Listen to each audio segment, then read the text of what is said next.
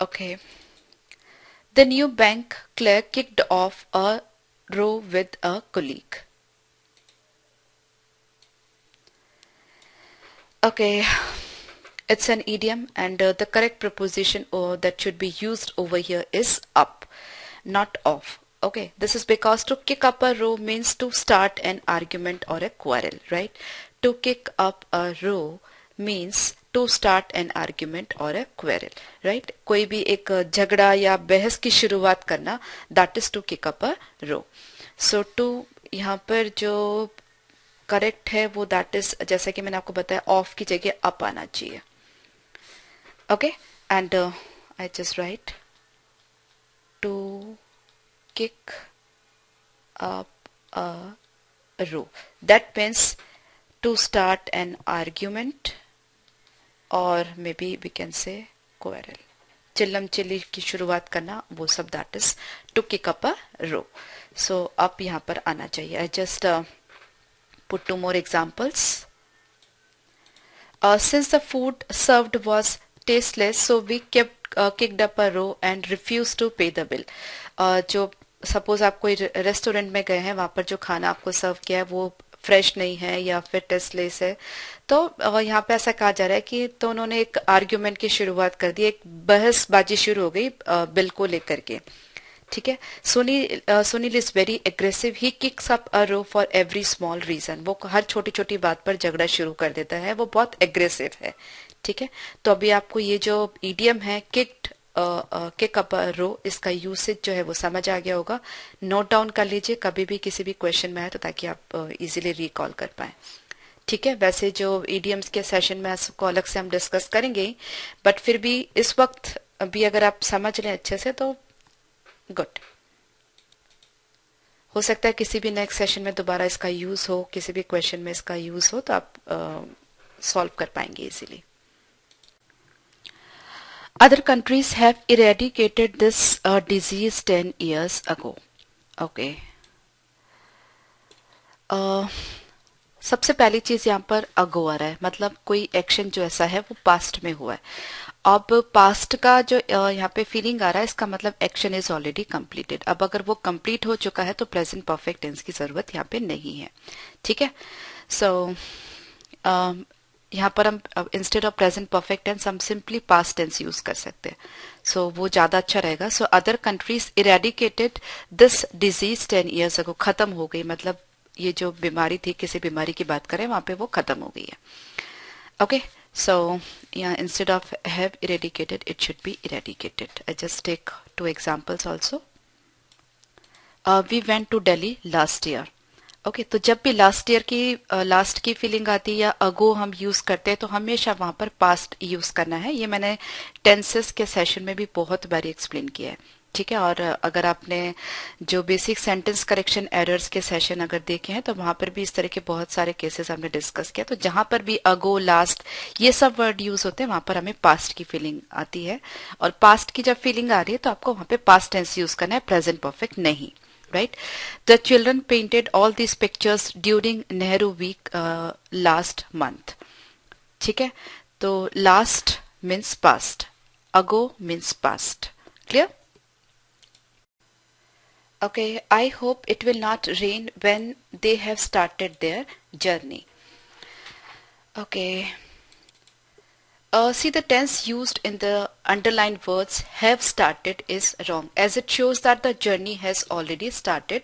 The first part of the sentence, which has a verb of the simple future tense, right? And that indicates that the next part of the sentence is a decided action, and it should be in, that's why it should be in simple present tense, right? So if it is in simple present tense, the correct option is C, that they start their journey. Okay. See, the conjunction when makes the simple present tense indicate a future decided action. Suppose I can make a very simple sentence. I'll buy some books when I go to market. Okay, so when I have gone to the market नहीं बोलेंगे, when I will go to the market नहीं बोलेंगे, हम क्या बोलेंगे? I'll buy some books if I or when I go to the market. ठीक है. सो जब भी हम कंजंक्शन व्हेन का यूज करें, यहाँ पे when is being used as conjunction, तो जो आगे का पार्ट है वो सिंपल प्रेजेंट टेंस में होना चाहिए। चाहे हम इसको सिंपल प्रेजेंट टेंस में लिख रहे हैं, लेकिन ये इंडिकेट करता है फ्यूचर को, फ्यूचर डिसाइडेड एक्शन को।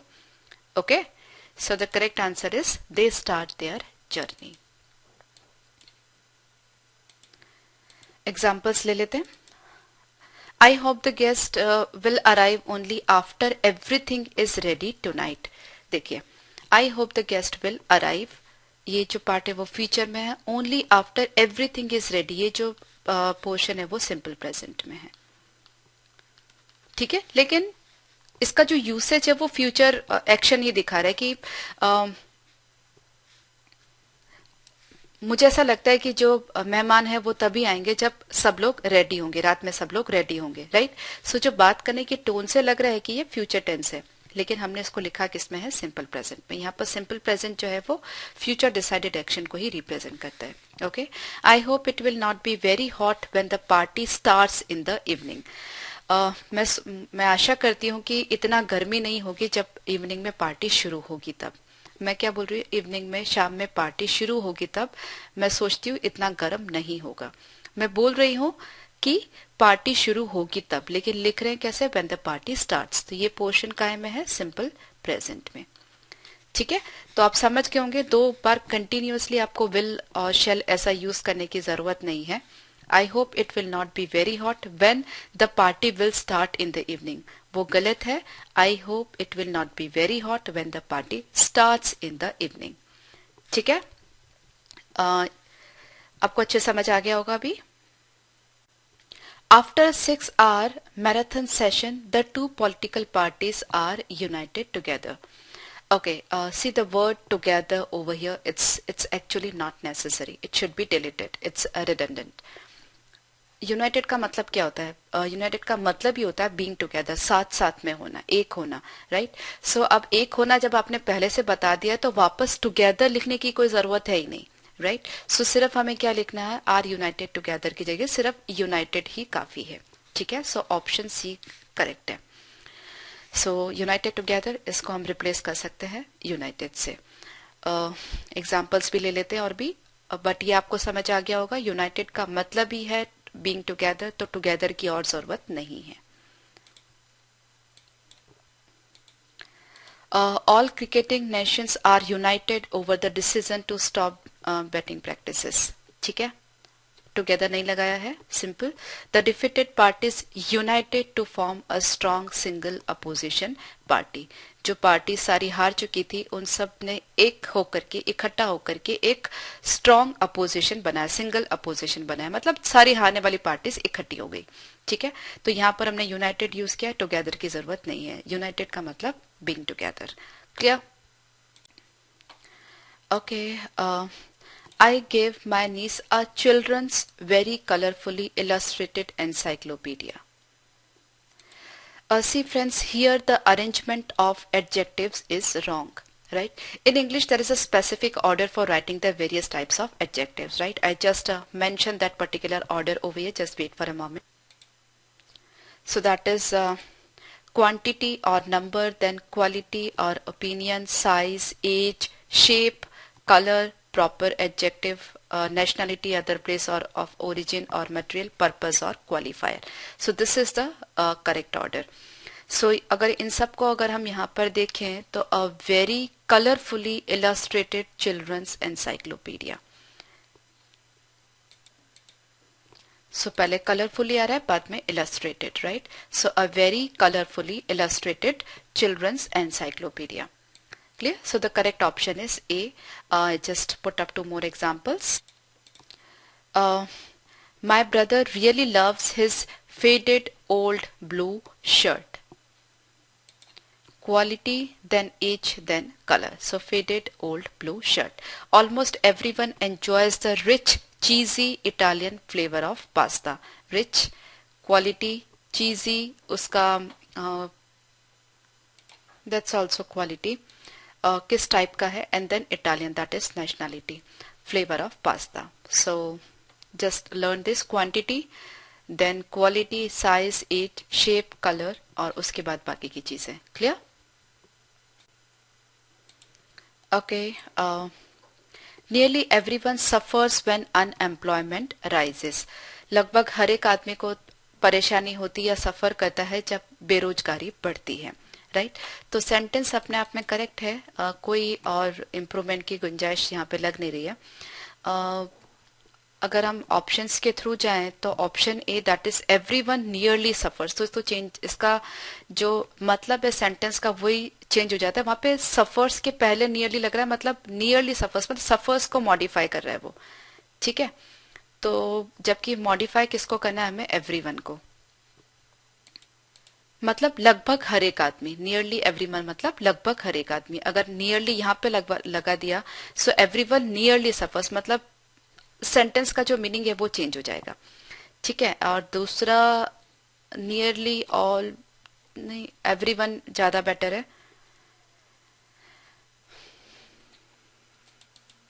क्योंकि अगर आपने ऑल लगा दिया तो ये सफर्स गलत हो जाएगा, ठीक है। सब्जेक्ट वर्ब एग्रीमेंट के रूल्स आपको पता होने चाहिए। यहाँ पर अगर सिंगुलर है तो यहाँ पे वर्ब सिंगुलर होनी चाहिए, अगर ऑल लगा दिया तो वो जो सब्जेक्ट है वो प्लूरल हो जाएगा, तो वर्ब भी प्लूरल होनी चाहिए। तो यहाँ पे हमें सफर करना पड़ेगा, बट हमें खाली इसी फ्रेज को चेंज करना है। सो नियरली ऑल की जगह नियरली एवरीवन बेटर है। सो कोई चेंजेस की रिक्वायरमेंट नहीं है। आई just put up 2 more examples. Nearly everyone has gone for a picnic today. लगभग घर का हर एक मेंबर या क्लास का हर एक जना जो है वो पिकनिक के लिए गया है। Nearly everyone has told us to buy a house for ourselves soon, right. So nearly everyone singular subject, singular verb use किया है, और ज्यादा कोई एक्सप्लेनेशन की जरूरत नहीं। आई होप आप समझ गए होंगे। Okay, if you wrote to me earlier I would have easily solved your problem. क्या कहना चाह रहा है कि अगर तुमने मुझे पहले चिट्ठी लिखी होती तो मैं इजीली तुम्हारी प्रॉब्लम सॉल्व कर देता, ठीक है। अब यहाँ पे दो एक्शन है इस सेंटेंस में, राइट और सॉल्व। अगर तुमने मुझे पहले लिखा होता तो मैंने तुम्हारी प्रॉब्लम सॉल्व कर दी होती, ठीक है। अभी इसका क्या मतलब है, राइटिंग पहले होगी और सोल्यूशन बाद में होगा, ठीक है। तो दो एक्शन जब पास्ट टेंस में हो तो जो पास्ट के भी पास्ट में हो उसको हम पास्ट परफेक्ट में लिखते हैं। ये काफी बारी हमने डिस्कस किया है, टेंसेस के सेशन में भी डिस्कस किया, जब पास्ट परफेक्ट टेंस डिस्कस किया था। उसके सिवाय भी सेंटेंस करेक्शन में भी काफी इस तरह के एरर्स आते हैं, तो वो तब भी हमने डिस्कस किया था। तो यहाँ पे क्या है कि दोनों एक्शंस जो है वो फिनिश हो चुके हैं। उसमें से एक पास्ट है, एक पास्ट का भी पास्ट, या फिर हम उसको कह सकते हैं प्री पास्ट है, ठीक है। तो जो प्री पास्ट है वो किस में होना चाहिए, पास्ट परफेक्ट में। तो यहाँ पर पास्ट परफेक्ट में कौन सा ऑप्शन है, एक ही option, that is had written. So if you had written to me earlier I would have easily solved your problem. अगर तुमने मुझे पहले बताया होता या पहले लिखा होता तो मैं इजीली तुम्हारी प्रॉब्लम जो है वो सॉल्व कर देता। कंडीशनल्स में भी ये चीज आप और एक बार सीख लेंगे, लेकिन फिलहाल के लिए आप इतना ध्यान रखिए। दोनों इवन पास्ट के हैं, तो जो पास्ट के भी पास्ट में है वो पास्ट परफेक्ट में लिखा जाएगा, क्योंकि लिखना है उसको पहले। If you had written to me earlier, तो पहले इसने लिखा होता तो ये प्रॉब्लम सॉल्व करता। तो पहले उसको लिखना था, फिर इसको प्रॉब्लम सॉल्व करनी थी। तो ये पहले वाला इवेंट है, ठीक है, और ये इसके बाद में, राइट। उसके सिवाय ये जो सेंटेंस है दैट इज हाइपोथेटिकल सेंटेंस। अगर ये इफ से शुरू होता है तो जो सेकेंड पार्ट में सेंटेंस, सेकेंड पार्ट में वुड आना चाहिए, राइट। यहाँ पे इफ से शुरू हो रहा है, यहाँ पे सेकेंड पार्ट में वुड आ रहा है, okay.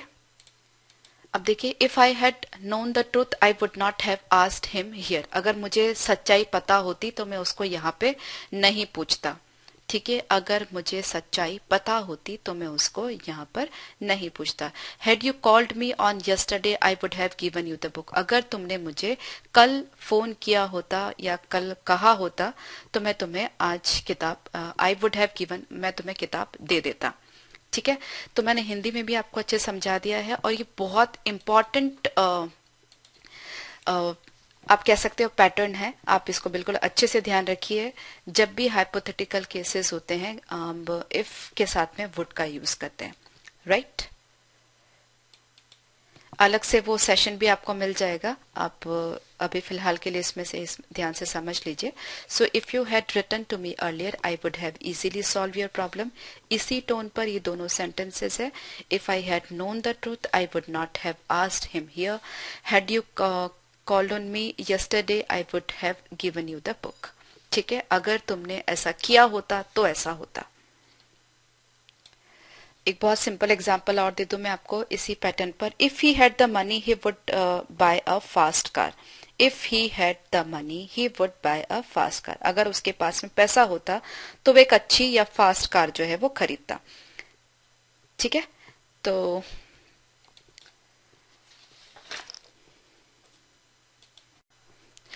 Can't you never understand what has been said. Okay, अब यहाँ पर आप देखिए कि कांट ये ऑलरेडी एक नेगेटिव है, फिर एक नेवर, वापस एक नेगेटिव. सो डबल नेगेशन का कोई सेंस नहीं बैठ रहा है. सो इंस्टेड ऑफ नेवर हम लोग एवर यूज करेंगे तो ज्यादा ठीक है. Can't you ever understand what has been said. तुम कभी भी समझ नहीं सकते हो क्या क्या कहा गया है. ठीक है, what has been said passive voice. So can't you ever understand. दो नेगेशन कभी भी नेगेटिव नेगेटिव दोनों एक साथ यूज नहीं होने चाहिए. कांट यू नेवर गलत है, कांट यू एवर सही है.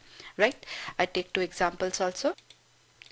Can't you ever solve even one sum properly. तुम कभी भी एक सम भी प्रॉपरली सॉल्व नहीं कर सकते हो क्या. Can't you ever realize that everyone is not a fool. ठीक है, I hope you are clear. दोनों सेंटेंस और ये सेंटेंस को आप अच्छे से देख लीजिए. नेगेटिव के साथ में नेगेटिव नहीं जाएगा. Right, the limestone formations suggest that in the distant past the area was a vast sea filled with creatures that absorb calcium compounds from the water. Okay, the limestone formation, ये formation कैसे हुआ. Past में बहुत बड़ा समंदर था जहां पर क्रीचर्स थे और उन क्रीचर्स ने पानी में से कैल्शियम कंपाउंड एब्सॉर्ब किए. राइट, अभी बात किसके करें हम, पास्ट की. एरिया वॉज अ वास्ट सी, यहाँ पर भी पास्ट ही आ रहा है तो यहाँ पर भी पास्ट ही आना चाहिए क्योंकि जो क्रीचर्स थे उन्होंने पानी में से कैल्शियम कंपाउंड एब्सॉर्ब किए. ये पास्ट की बात है तो यहाँ पर भी पास्ट ही आना चाहिए. ऑप्शन में एक ही केस है जहां पर पास्ट है, दैट इज एब्सॉर्ब्ड. इसी के साथ साथ दो एग्जाम्पल्स भी मैंने यहाँ पे दिए हैं. These lovely trees suggest that someone planted them years ago. Ago means past. ठीक है, पास्ट का आइडिया है. यहाँ पर वर्ब हमने पास्ट टेंस में यूज किया है. सुनीता's absence at today's party suggest that she did not receive the invitation. Invitation उसको नहीं मिला, मतलब सुनीता की आज की पार्टी में नहीं होना इस बात को बताता है कि उसको इनविटेशन नहीं मिला, नहीं तो वो जरूर आती. ठीक है, सो इनविटेशन नहीं मिला ये पास्ट की बात है. यहाँ पर अगो वैसे ही बता रहा है, पास्ट का आइडिया दे रहा है.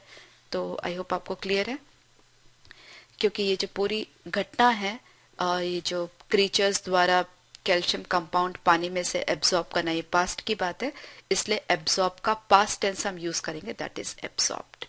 Right, okay. This question, he asked me where was my book. Now it's pretty simple. The question, this statement, the sentence over here is in reported speech, or I can just say that's an indirect speech, right? So when a sentence is in reported speech, or maybe it is in indirect speech, it is always a declarative sentence, right? And उसका structure जो रहता है वो क्या होता है, जो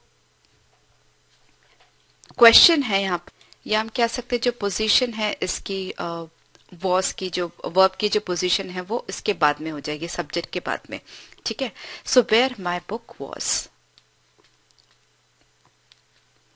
अगर आपने डायरेक्ट इनडायरेक्ट स्पीच का सेशन अटेंड किया है तो ये आपको अच्छे से पता होगा कि किसी भी क्वेश्चन को जब हम इनडायरेक्ट स्पीच में कन्वर्ट करते हैं तो वर्ब की जो पोजीशन है वो कैसे चेंज होती है.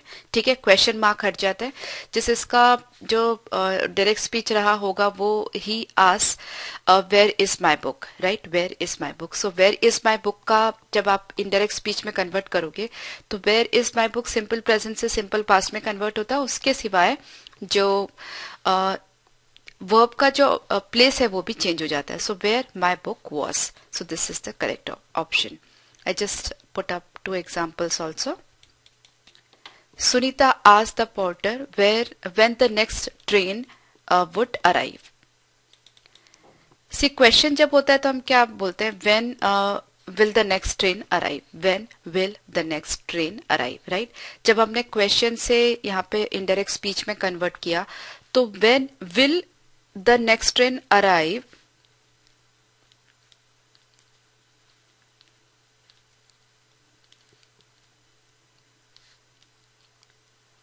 क्या हो गया, विल का वुड हो गया पहली चीज। उसके बाद में जो पोजीशन है when will the next train arrive, will की पोजीशन कहां पर आ गई, सब्जेक्ट के बाद में, द नेक्स्ट ट्रेन ट्रेन के बाद में आ गई और विल जो है वो वुड में कन्वर्ट हो गया, राइट। तो कैसे पोजीशन चेंज होती है वर्ब की वो आपको ध्यान देना है। The teacher asked me what my name was, तो यहाँ पे पहले क्वेश्चन क्या रहा होगा, what is your name. Teacher ने मुझसे पूछा तुम्हारा नाम क्या है, ये हुआ डायरेक्ट स्पीच। इनडायरेक्ट स्पीच में जो पहले सेंटेंस सिंपल प्रेजेंट में है वो सिंपल पास्ट में कन्वर्ट हुआ, पहली चीज। उसके बाद जो वर्ब की पोजीशन है वो भी चेंज होगी। So I hope this concept is clear in your mind. Okay, suddenly she became conscious regarding the presence of a stranger in the room. Okay, sentence का मतलब है अचानक से उसको थोड़ी कॉन्शियसनेस आ गई किसी अजनबी की रूम में होने की वजह से। ठीक है, कॉन्शियसनेस मतलब मे बी आप कह सकते हो मिक्स्ड फीलिंग, थोड़ा डर और या थोड़ी एंजाइटी, ऐसा कुछ भी। तो यहाँ पर जो वर्ड है रिगार्डिंग, ये यहाँ पर करेक्ट नहीं है। जो फ्रेज है टू बिकम कॉन्शियस, इसके साथ में जो प्रिपोजिशन हम यूज करते हैं that is of, right. So she became conscious of the presence of a stranger in the room, वो करेक्ट है। ठीक है, तो यहाँ पर जो रिगार्डिंग है उसकी जगह हमें ऑफ यूज करना चाहिए। She became conscious of the presence of a stranger in the room. I just give two more examples. The new actress was very conscious of her looks. While essaying a role, a good actor is never conscious of his own persona. Right? So conscious, see prepositions के chapter में आप ये अच्छे से समझ पाएंगे। Actually बहुत सारे वर्ड्स ऐसे होते हैं जिनके साथ पर्टिकुलर प्रिपोजिशंस हम यूज करते हैं तो उनका एक अलग मीनिंग होता है, राइट। फ्रेजल वर्ब के सेशन में भी आप समझेंगे ये चीज और प्रिपोजिशंस में भी आप समझेंगे। तो कुछ जो वर्ड्स है जैसे कॉन्शियस है, इसको अगर इस सेंस में यूज करना है तो इसके साथ जो प्रिपोजिशन यूज होना है that is of only. Okay, so कुछ चीजें तो आपको ध्यान रखनी ही पड़ेगी, तो आप लिस्ट बनाते रहिए। Okay, this is the first time in my memory that the river has overflown the banks. Okay, see यहाँ पे जो मिस्टेक करी हुई है दैट इज जो पास्ट पार्टिसिपल यहाँ पर यूज किया हुआ है हैज के साथ में, वो गलत है। जो फ्लोन है FLOWN, वो फ्लाई का पास्ट पार्टिसिपल होता है। फ्लाई दैट मीन्स उड़ना,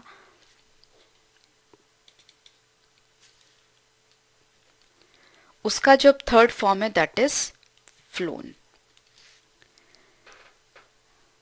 यहां पे जो नदी के बहने की बात हो रही है, इसका जो पास्ट पार्टिसिपल होगा वो होगा फ्लोड, FLOW, फ्लो, फ्लोट। ये होता है फ्लाई, फ्लू, फ्लोन। जो सेकेंड फॉर्म होगी वो फ्लू एंड देन फ्लोन। सो इसका जो सेंस है वो उड़ने से है और इसका जो सेंस है वो बहने से है। ठीक है, तो यहाँ पे जो रिवर है, रिवर जो है वो बहती है, तो यहाँ पर जो ओवरफ्लोन है वो गलत है। आपको समझ आ गया होगा मैं क्या कहना चाह रही हूँ। नदी जो है वो बहती है, इसका सेंस बहने से है, तो ओवरफ्लोन की जगह यहाँ पर ओवरफ्लोड आएगा, राइट। फ्लो की थर्ड फॉर्म फ्लोट। ठीक है, phloem is fly, flu, phloem, उड़ने का सेंस है। फ्लाई की first form, second form, third form that is flu and phloem, right. और ये जो बहने का है that is flow, flowed and flowed, second form, third form same, right. Present, past and past participle, so past and past participle दोनों same है। तो examples और लिए हैं मैंने यहाँ पे। Due to very heavy rains the river overflowed and flooded the town. बहुत तेज बारिश होने की वजह से जो नदी है वो ओवरफ्लो हो गई और पूरे जो टाउन में जो है बाढ़ आ गई। She poured so much tea that it overflowed into the saucer. Okay जो चाय कप प्लेट में रखी होगी तो कप में इतनी ज्यादा चाय डाल दी कि वो बाहर निकल के प्लेट में गिर गई. राइट. सो आपको फ्लो का यूज समझ आ गया. आप बिल्कुल इस चीज में क्लियर रही है. फ्लाई, फ्लू, फ्लोन अलग क्या अलग. Fly is different word and flow is different word. Fly, flu, phloem उड़ने का सेंस, फ्लो मतलब बहने का सेंस. ठीक है. सो नदी बहती है तो यहाँ पे जो फ्लो का थर्ड फॉर्म है पास्ट पार्टिसिपल फ्लोड हम यूज करेंगे. Right. What I learned is that freedom is really the result of how you will remove obstacles. Okay, see the tense of the verb is wrong here. Since this action speaks of a regular occurrence or a routine or a habit, I can say the required tense should be simple present tense, right? So here the verb should simply be remove, not will. You will remove, not will remove. ठीक है. तो जो correct option है that is you remove. Will की जरूरत नहीं है. यहाँ पे सिर्फ क्या बताया जा रहा है कि मैंने क्या सीखा, फ्रीडम क्या है, उस तरह से सेंस जा रहा है. तो वो जो सेंटेंस होना चाहिए सिंपल प्रेजेंट में होना चाहिए, उसको फ्यूचर में लेने की जरूरत नहीं है. Right. Okay, put up 2 more example. इसी टोन में है examples. Progress is all about how one develops one's scientific approach, right? Progress किसको बोलते हैं कि कोई भी इंसान अपनी साइंटिफिक अप्रोच कैसे डेवलप करता है. If you read regularly you can easily have an awesome vocabulary. तो जैसे यहाँ पर इफ यू रीड रेगुलरली मतलब रेगुलरली कोई भी काम करना है, मतलब क्या है कि तुम्हें that has become your routine और आपकी हैबिट हो चुकी है या हैबिट है, तो हमने यहाँ पे सिंपल प्रेजेंट टेंस यूज करना है. राइट. सो सेम चीज यहाँ पर है. तो आई होप आप समझ गए होंगे. The workers are waiting for their pay packet since morning. Okay, अब जो वर्कर्स है वो सुबह से वेट कर रहे हैं. अब जब सुबह से वेट करिए, पूरा सेंटेंस जो है वो प्रेजेंट में है. राइट. प्रेजेंट कंटिन्यूअस है, मतलब प्रेजेंट में है. वर्कर्स जो है वो सुबह से वेट कर रहे हैं.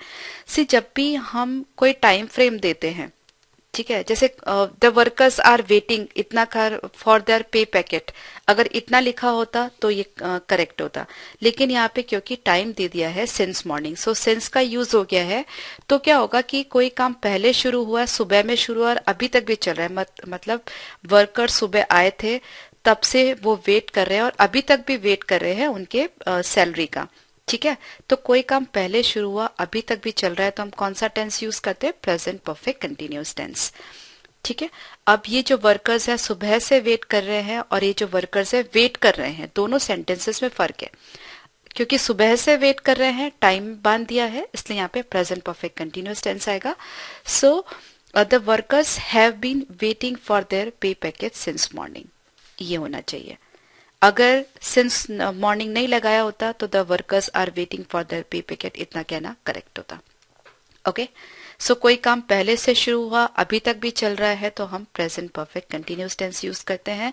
डिटेल में हमने ये टेंसेस के सेशन में डिस्कस भी किया है. 2 एग्जाम्पल और ले लेते हैं. Quick recap. Sunil is always late. I have been waiting for him since 4 o'clock.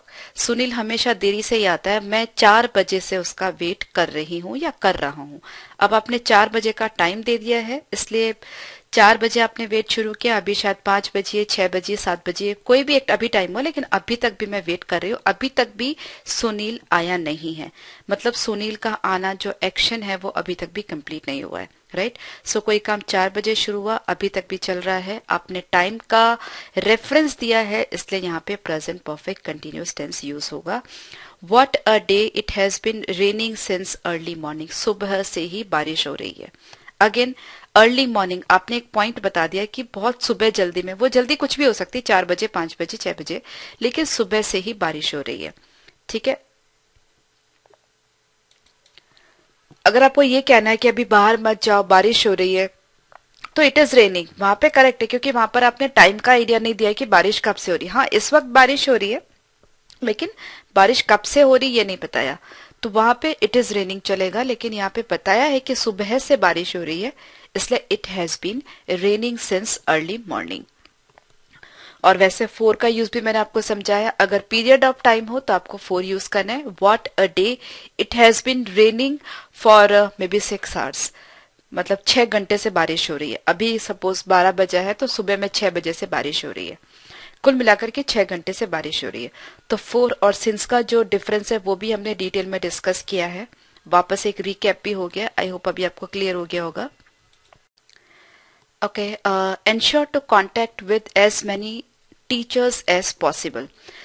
सी यहाँ पर जो प्रिपोजिशन है विद, उसकी जरूरत नहीं है, इसको डिलीट कर सकते हैं हम, क्योंकि यहाँ पे एक्चुअली प्रिपोजिशन की जरूरत ही नहीं है। सी जो प्रिपोजिशन विद है वो कांटेक्ट के बाद में कब लगता है, जब it follows contact only when one wants to mean to be in touch with, right? Otherwise the verb contact is enough, as it means to get in touch with, उनको मिलना है, ठीक है। just give you 2 examples ताकि आपको difference अच्छे से समझ में आ जाए। दोनों एग्जाम्पल्स ध्यान से देखिए। We contacted the coordinator as soon as we reach the venue. जैसे ही हम जगह पर पहुंचे, हमने जो कोऑर्डिनेटर है उसको कांटेक्ट किया, ठीक है। Are you still in contact with Suresh, if so please give me his number. क्या तुम अभी भी सुरेश के साथ टच में हो? देखो यहाँ पर आपने उस कोऑर्डिनेटर को मिलने की बात करी, यहाँ पे सुरेश के साथ में टच में होने की बात करी है, तो दोनों में क्या डिफरेंस है वो आपको समझ आ गया होगा। सो यहाँ पर क्या, जितने टीचर से आप मिलना पॉसिबल हो उतने टीचर से मिलो, ठीक है। तो यहाँ पे कॉन्टेक्ट विद की जरूरत नहीं है। कॉन्टेक्ट विद मतलब कि जिस इतने लोगों के साथ में आप अभी भी टच में हो, या जितने टीचर्स के साथ में आप टच में हो, ठीक है। मतलब कोई पुराना रिलेशन था उसके साथ अभी भी आप कांटेक्ट में हो, तब कांटेक्ट विद का यूसेज होता है, right. Are you still in contact with Suresh और वी कांटेक्टेड द कोऑर्डिनेटर। दोनों सेंटेंस में जब आप अच्छे से पढ़ोगे तो आपको डिफरेंस समझ में आ जाएगा। क्या तुम अभी भी सुरेश के टच में हो, और हम जैसे ही वहां पहुंचे हमने कोऑर्डिनेटर से कांटेक्ट किया, मतलब कोऑर्डिनेटर को मिले, ठीक है। So I hope you are clear.